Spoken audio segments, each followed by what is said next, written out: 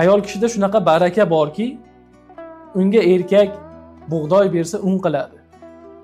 Un bersa xamir qiladi. Xamirdan non chiqaradi.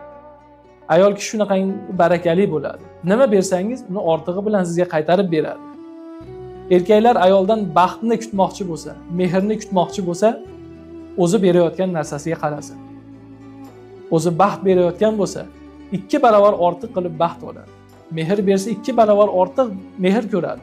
Agar zulm qilsa, mehr ko'zi bilan qaramasa, unda ham uni aksi bo'ladi.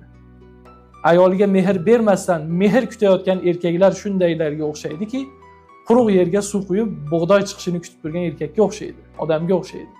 Shuning uchun ayolingizdan nimani xohlayapsiz? Nimani kutyapsiz? Siz o'sha narsani, masalliqlarni, ozuqalarni olib kelib bering ayolingizga. Keyin u sizga tayyorlab beradi.